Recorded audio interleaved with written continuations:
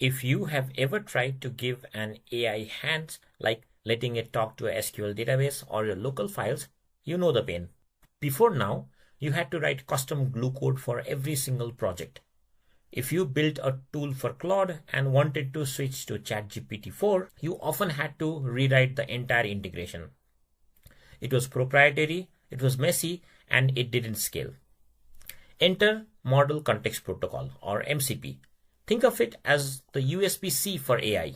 It provides a single open standard so that any AI, which we can call the host, can talk to any data source or service, which we can call the server, without you rewriting a single line of glue. And today, we start phase 1, understanding the architecture and building your first host server in Python. Welcome back to LearningHub. I'm so excited to start this series with you. Before we touch a single line of Python, you have to understand the language of MCP. Think of every MCP server as providing 3 specific things to the AI. We call these the 3 pillars. First is resources, or the library. This is the read-only data. It's like giving the AI a book to read. Think of a database schema, a log file, or a PDF text. The AI can look at it to gain context, but it cannot change it. Next is the tools, or the hands. These are executable functions. This is where the AI actually does things. Calculating a loan limit, writing a file to your disk, or maybe triggering an API call. These have side effects because they change the state of the world. And the third are prompts, or the instructions. These are reusable templates. Imagine a financial auditor mode that presets the system instructions and automatically attaches the right spreadsheet so the AI know exactly how to behave from second one. Mastering these 3 is how you turn a simple LLM into a powerful automated agent. Now, how do these 2 actually talk? MCP doesn't reinvent the wheel. It uses JSON-RPC 2.0. Think of this as a very simple, lightweight conversation where everything is a JSON object. You only need to worry about 3 types of messages. First is request. This is when the host asks, "Hey, what tools do you have?" It always expects an answer. The next is responses. This is the server answering. "I have 5 tools for you." It matches the ID of the request it's answering. And the third is the notification. This is a one-way shout, like, "I just finished starting up." No response is needed. A typical request looks like this. Notice the JSON-RPC the ID to keep track of the conversation, and the method like tools/list. It's clean, it's readable, and it's the secret sauce that makes MCP language agnostic. Whether your server is in Python or TypeScript, the wire format always stays the same. Now, this is where most developers run into trouble if they don't pay attention. Before the AI and your code can start trading data, they must perform a handshake. Think of this as a contract negotiation. First, the host sends an initialized request. It says, "I'm version something and here is what I'm capable of." Your server then sends an initialized response. It replies, "I'm also on the same version and here is my resume. I have these specific tools and resources ready for you." Finally, the host sends a notification saying, "Great, I've received your info. We are now officially connected and let's get to work." Here is the golden rule of MCP. Until that third message is sent and received, your server is strictly forbidden from sending any other request. If you try to jump the gun, the connection will fail. This handshake ensures both sides are speaking the exact same dialect before the real work begins. Alright, let's stop talking and start building. We are going to use FastMCP.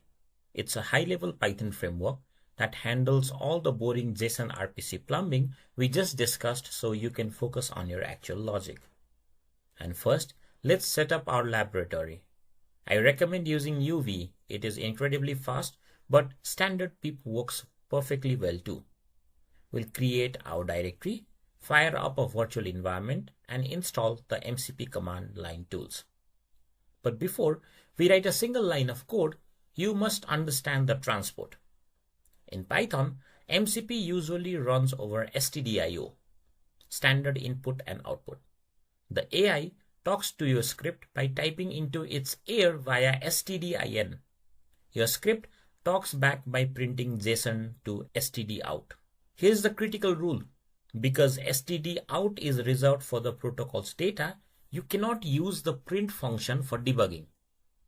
If you print hello, you will corrupt the JSON message, the handshake will fail, and your server will crash. For all your logging and debugging, you must use stderr instead. Keep that pipe clean. We will take a look at the actual code. This is the simplest ghost server that you can build, but it contains everything needed to pass that handshake. First, we import FastMCP. Think of this as our MCP engine. On line 5, we initialize the server with the name tutor server. This isn't just a variable, this name is actually sent to the AI during the handshake. It's how the AI identifies who it is talking to. Now, take a look at this decorator, @mcp.tool. This is the magic. By adding this above our hello tutor function, FastMCP automatically handles the schema reflection. It tells the AI, hey, I have a tool called hello tutor, and here is how you use it. The docstring below it, a simple tool to verify the connection, is actually sent to the AI's brain. This is how the AI knows when to pull this tool out of its toolbox. And finally, we have mcp.run. This starts the engine. It opens up those stdin and stdout pipes we talked about and begins listening for that very first initialized message from the host. No complex APIs, no manual JSON formatting, just clean, readable Python.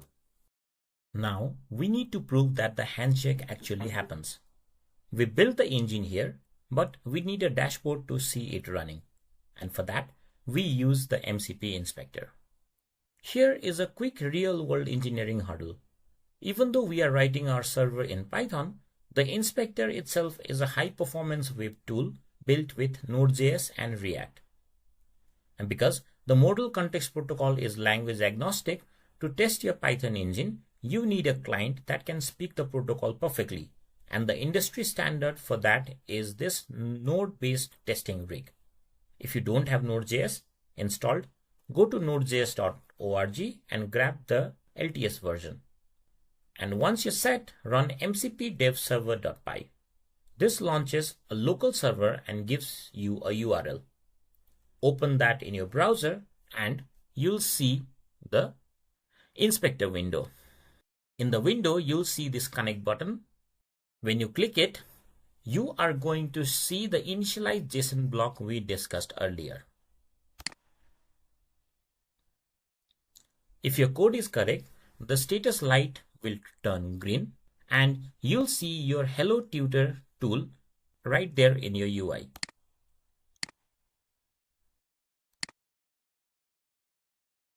This is your first hello world of MCP, seeing a Python script successfully negotiate with a Node.js client using a universal language.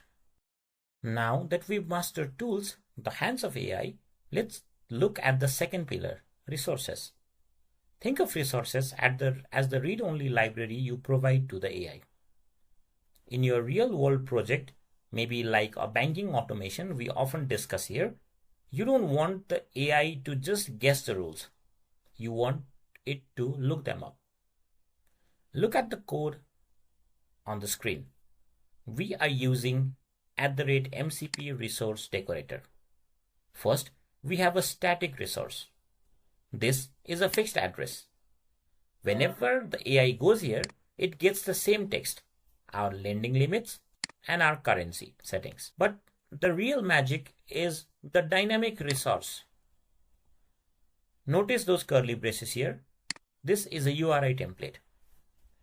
If the AI asks for this particular policy, but a retail policy, our Python function automatically grabs the word retail as a variable and returns the specific rule. retail loan require a minimum salary of 30,000 NPR. This allows you to serve thousands of different files or database rows using one single elegant Python function. It's organized, it's searchable, and it gives your AI the ground truth it needs to be accurate. Now, here is the real wow moment. If you've ever built a web app, you know how much work it is to build a front end, create form validation, and connect it to your backend. With MCP, you don't write a single line of UI code. Look at our Python function again here. When we wrote salary type is integer, something incredible happened behind the scenes called Schema Reflection. FastMCP looked at your Python type hints and your docstring and translated them into JSON schema contract. It sent this contract to the inspector saying, I have a tool that requires an integer called salary. The inspector read that contract and automatically built the UI for you. It created this input box.